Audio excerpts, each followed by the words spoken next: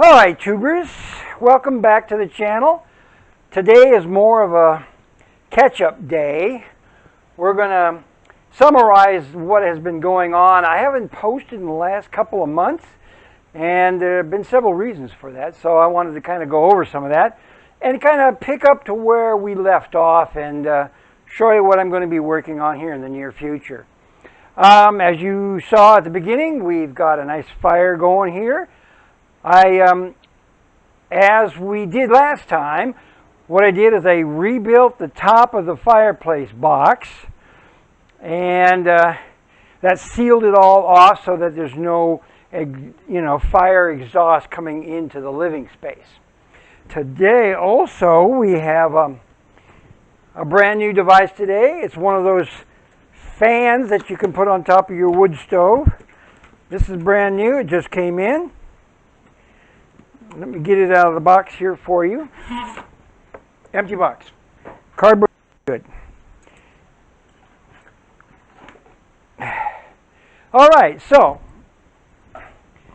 as you can see, get the direction right. This is a double fan, and it's also low profile. I wasn't exactly sure how much height I had on top of my fireplace here. As I measured it out, I got 9 inches. I could put almost any fan in there, but I happen to like this low profile. Let me give you an idea of what we're doing here. Hang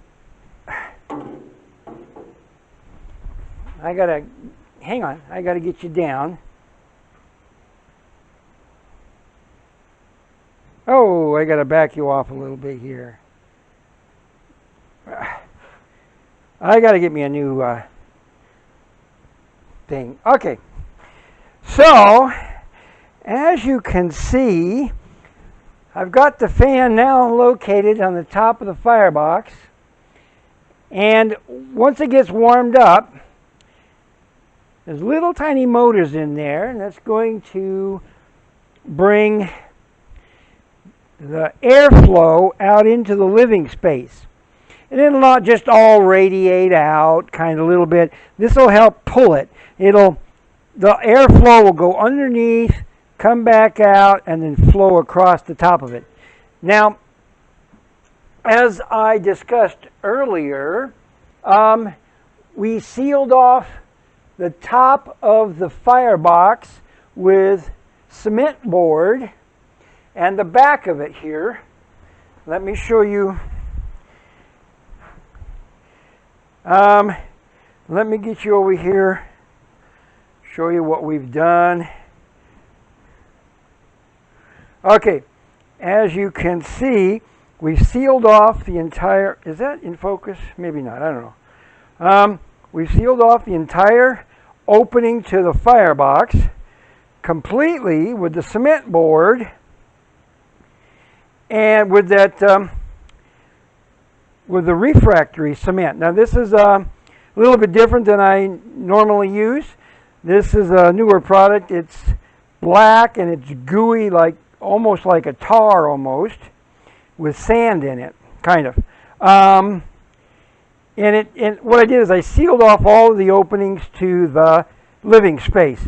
Now later what we're going to do is put a fan down in here that's going to, any heat that does build up, we want to exit, so it'll blow out on this side, and then I'll put some kind of an opening. I'm going to cut the brick and put a little screen right there and allow an opening in here, and then it'll suck cooler air across here and blow out the hot air. Anyway, so that's what we did early on when we did that. See, now I can get into masonry. I can build up the inner bricks up here and then do some of the outer bricks. Now I just loosely laid them in here. So I got 4 courses of brick on top of the opening. And I went and knocked these all loose earlier and cleaned them all up. And I think 4 is going to work out really good. This might get a little hot right there. But anyway, underneath here is going to be a layer of cement board also. This whole box is going to be fire brick and cement board, because then on top of the cement board coming out, I'm going to put my mantle. And I don't want my wooden mantle to be compromised in that respect. So, as you can see, oh my goodness, check this firebox out. Man, we're doing good. Let me throw some more wood on top of that. Oh, God.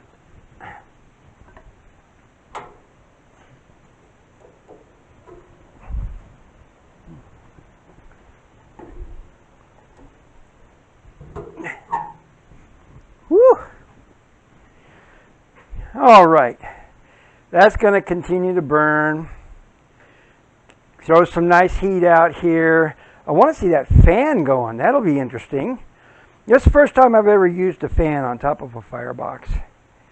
I've seen a lot of other people have them, and they're cranking away. It's got to get a little bit warmer. I need a little bit hotter flame in there to warm up the external of the box. I just lit that thing. And it's got some nice coals in there. And then, of course, what we've got is a whole bunch of rotted remnants of the sill plate and the rim joist that I'm pulling out of the house. It's compromised on the back half of the house. Anyway, so I'm throwing all that into there, and it's getting burnt up. Let me throw some more in there for you real quick.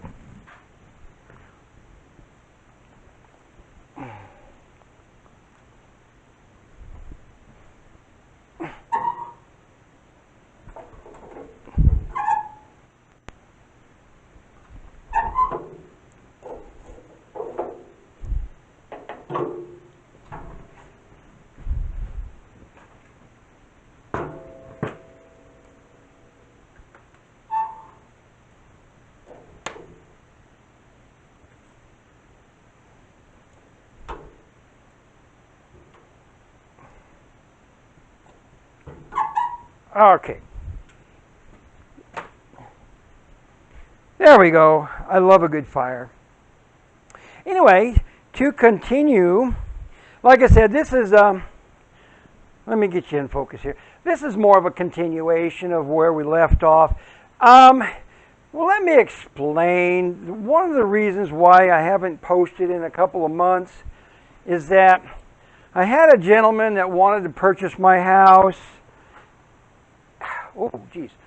I wanted a gentleman to want to purchase my house. And then, he just, I tried to get a hold of him. I know where he lived. I went over there a couple times. I spoke with him. He's one of these people that, you know, doesn't say a whole lot. We agreed on purchasing this house. We shook on it 4 times. I thought, you know, gentleman's agreement. I asked him to call me. And a week went by, 2 weeks went by, you know, several weeks went by. He never called me. I talked to them at a point, and I asked him what the deal was. He says he's never bought a house before in his life. He's in his 50s. And not too many people can say that they've never bought a house before. So anyway, I talked to him. I said, anything you need, and, you know, I'm willing to stay on as a consultant, kind of the ideas that I had for the house, and blah, blah, blah, you know. Anyway, he said he was trying to get with his attorney and talk to his dad, and because his dad, you know, whatever, is more experienced in these things. Anyway, so I gave up on that guy. And then I had an opportunity to house sit for a friend of mine, and that kind of took me away from my activities here at my investment property.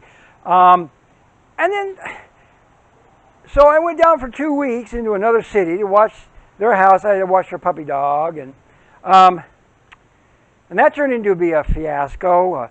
Third week started going by. I said, whoa, what the heck's going on, you know?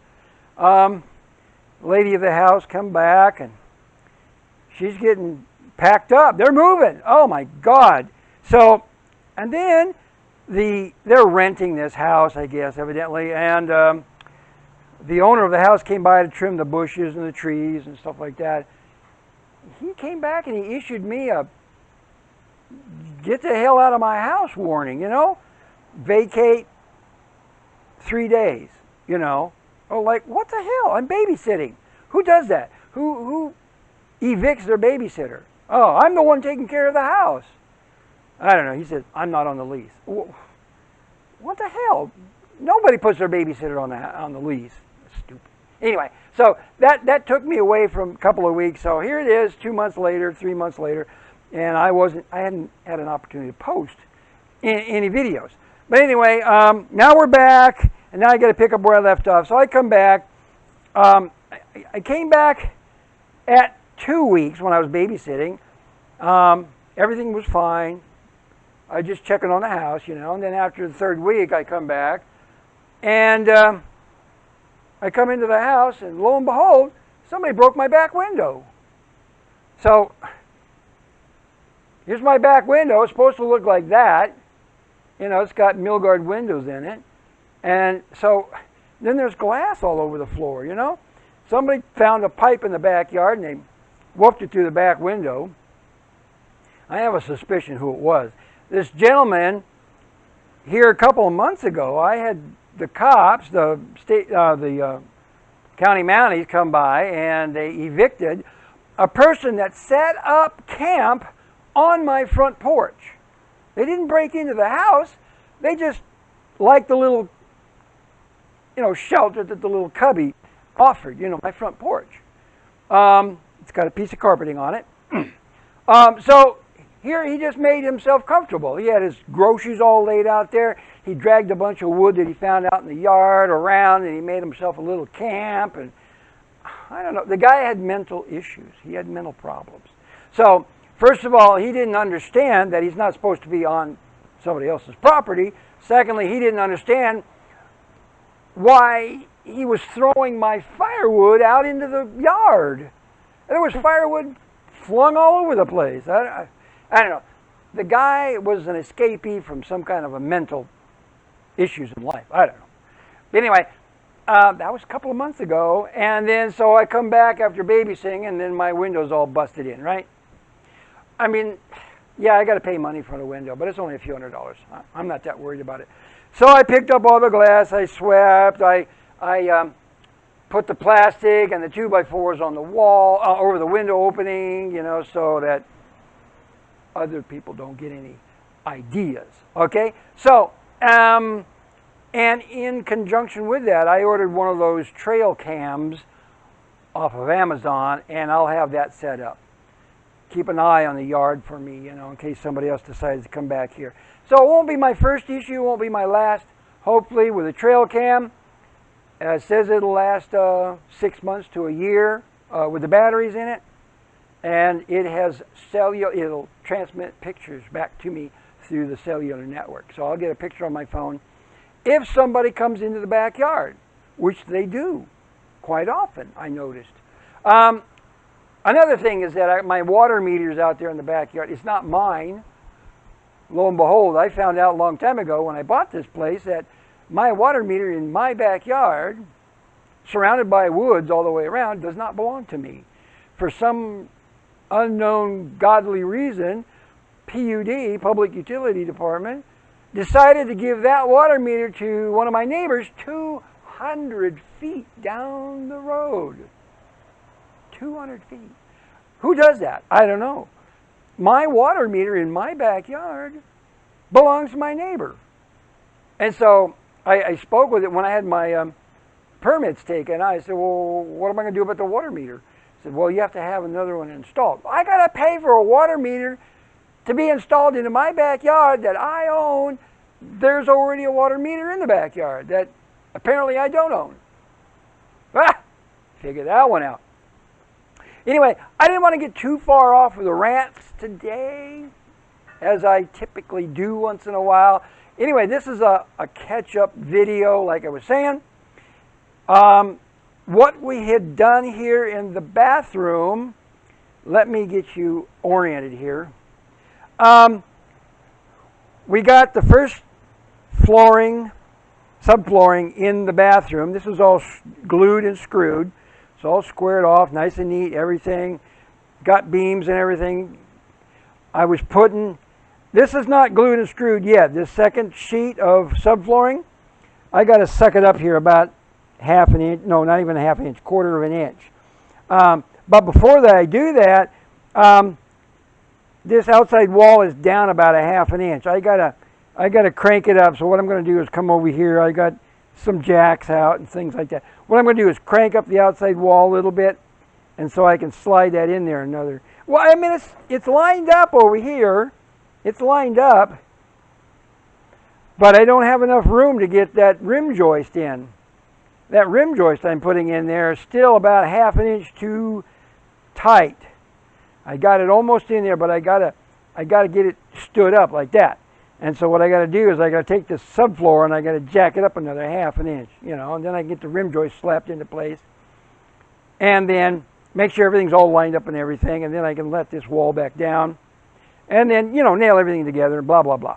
Okay, and then I'll take this jack out and the strap. You see the yellow strap that I got there? Yeah, there's a yellow strap right there. That's what's holding that wall in to keep it from bowing out.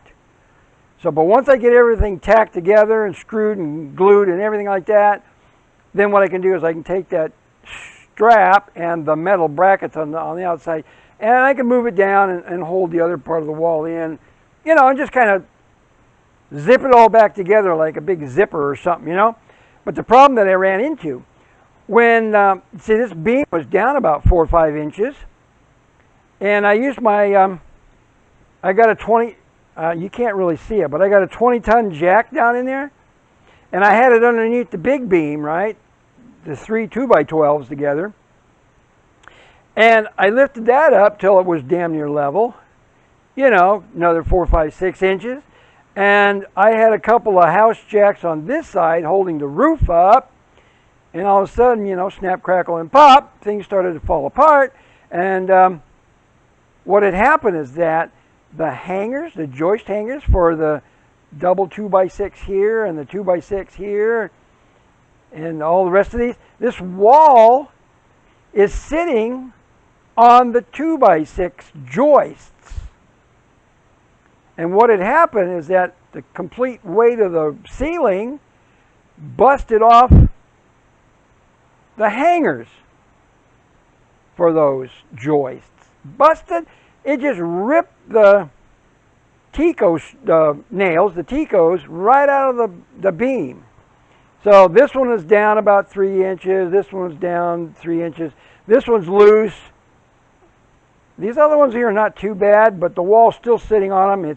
It's down about a quarter of an inch off of the beam. So what I plan to do later, well, see, once I get the subfloor down in there, glued and screwed, then the weight is transferred to the beam, to the big beam. But what I wanted to do is bring that beam in just a little bit farther, about 2 inches. Once I bring it in about 2 inches, then the wall will be sitting right on top of the beam, and it won't put undue stress on the floor. Because this is being my bathroom, this is going to be a walk-in shower. As you can see, the toilet goes up against here, and then there's going to be a walk-in shower. I've got a glass wall that you walk behind to take your showers. It'll be nice. It comes out about 4 feet, almost 4 feet, 3.5 feet, something like that. And then you just walk behind it, take a shower, and come back out. And then the sink will be over here underneath the window a little bit. Kind of, oh, you know, 70-30 under the window, whatever. Anyway, so what I got to do is I'm going to deconstruct this wall. I'm going to demo the whole wall. It's got to come out anyway, because all this plaster and lath on the other side has got to come off. And then these 3, 4 2x over here, see how that comes up to here? That's got to come out. All this is rotted. It is compromised, so it's all got to come out. This one's not too bad. That one's not too bad. And back in here, the post is not too bad. Anyway, so what I'm going to do is deconstruct this wall. Above the wall, there's a big, up top, there's a big 4x6 that runs all the way across the ceiling here, that holds everything together and holds the roof up. I'll put in another roof jack down here on the floor. Once I get this one situated, the subfloor situated, I'll put another roof jack up here, hold the ceiling in place, deconstruct that wall. Then what I'm going to do is take all of those hangers, off of the 2x6s, I'll need to support all the joists with another smaller beam. I got a smaller beam in the living room there. I'll support these. The wall would be gone. I'll take all the hangers off. I'll cut the end of the joists all about 2 inches. That beam's kind of squirrely anyway. It's kind of 2 inches over and only 1.5 inches over here. Inch to 1.5 inches over here. Anyway, it'll give me an opportunity to straighten up that beam just a little bit. And then remount all of those hangers. You know, cut 2 inches off relative, 2 inches here and 1.5 inches over here. Cut those all off, and that'll square up the beam. So anyway, the beam will be squared up, put the new hangers on, the wall, reconstruct the wall will be on top of the beam. And then what I can do is I can reconstruct this wall that comes out here, comes in here to the water closet stack, come out here another 6 inches, go across. There will be my door for the bathroom, and continue on to the rest of the wall. So that's what we're doing. It's a lot of little steps, but it's good because what it does is it showed me where my weak spots were. So I did not engineer this totally 100% correctly. I'm got to admit that. That's my fault. And there's a lot of weight with this roof up here. So anyway, I wanted to support it all correctly. And then once I get down there across the bedroom door, then the older, I don't know if you can see it here, but there's an older beam here. This has been compromised. Whoa. Anyway, that's what I got. I got 3 more 2x12s to go across here. So, in anticipation of that, I wanted to make sure everything was level and perfect over here first, and then I'll continue with the rest of the house. That other bedroom, that's my second bedroom up there to the front of the house. It's going to be modified anyway, right? What I'm going to do is put in a stairwell that goes upstairs, and opens it up, right? And I'll have another room for a bedroom up there and my YouTube studio, hopefully. And then this wall here, back here in the bedroom, will back off about 1.5 feet. And then I'll make a walk-in closet there to the rest of the room in there. So 2/3 of that room in there, that bedroom, will be walk-in closet, and 1/3 will be stairwell.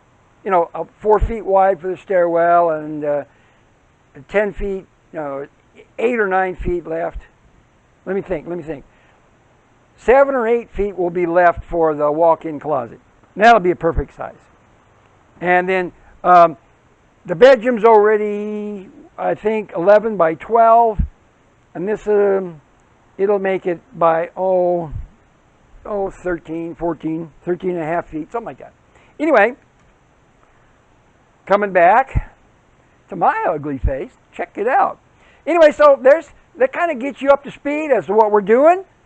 A lot of little steps. Now, again, I wanted to savor all of these small jobs, interior-wise, as winter comes on. Now we just started into October, and winter's coming on. Now, in the Northwest here, it doesn't really get that severely cold. We rarely ever get snow. It does rain a lot. Today it rained earlier this morning. Sun was out a little earlier, so I mean, it's nice. I'm hoping it kind of stays mild and moderate like this for another month or two. And I'm going to get more of these videos up. And I'll get into more of what we're doing. That's kind of an overview of what I got to do, and about the finer details of that construction I'll get into as I make a couple more videos. That's pretty much it today. The highlights, of course, is that we got a fan for the, oh yeah, the fan. I told you I wanted to see that thing going. Let me, check it out. Look at my fan. Look at my fan. So the warmth of the fireplace finally got up into here in my secondary metal box to the insert, and it's warmed up the surface of that, and look at that. That fan is working perfectly. That's a brand new fan for me. Oh God, I can feel it. Oh, I can feel it back here. Now, it's going to naturally convect heat anyway. That's the way we built the firebox. This firebox is flat on top, even with the opening, and it goes down the back of the firebox, and so it naturally convects. And then this fan here, oh, that's beautiful.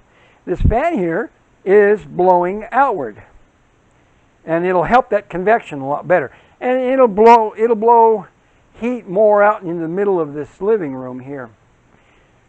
Oh God, I gotta apologize for my living room. It looks like a war zone, construction zone. I got subflooring and regular flooring back there. I got some, this is 5/8 subflooring, but in back I've got, no, I'm sorry. This is 3/4 inch subflooring, and in the back there I've got a few sheets of 5/8 regular strand board that I used for the roofing, when I did the roofing. But I bought extra so that when I get upstairs, I start laying down that 5/8 for a subfloor to the upstairs. And there's the other bedroom. So anyway, there we go. You're all up to date now. And I'm just going to sit here and enjoy this nice warm fire that I got going here. Anyway, thank you for coming by and watching. If you've made it this far, please like and subscribe. And also, I got a Patreon page. If you guys are so inclined to do so, help out with some of these projects, it would be very, very nice. I thank you very much, and we'll see you on the next video. Okay, bye.